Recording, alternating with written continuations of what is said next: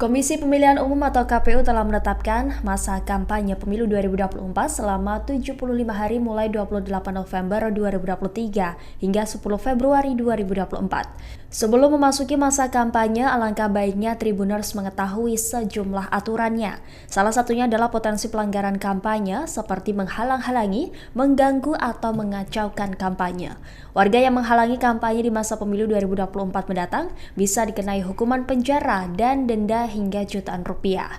Hal ini telah diatur dalam pasal 491 Undang-Undang Nomor 7 Tahun 2017 tentang Pemilu, di mana bagi pelaksana ataupun peserta kampanye yang dengan sengaja mengakibatkan terganggunya pelaksanaan kampanye tingkat kelurahan atau desa terancam pidana penjara 1 tahun dan denda maksimal 12 juta rupiah.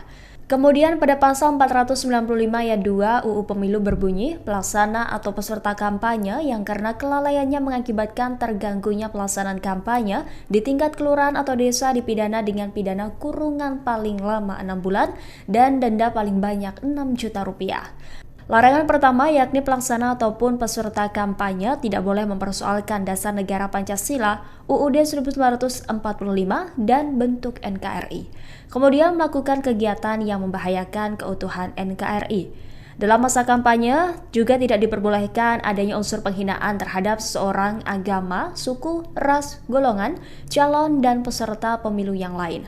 Menghasut dan mengadu domba perseorangan ataupun masyarakat, mengganggu ketertiban umum, mengancam untuk melakukan kekerasan atau menganjurkan penggunaan kekerasan kepada seseorang, sekelompok anggota masyarakat, dan atau peserta pemilu yang lain.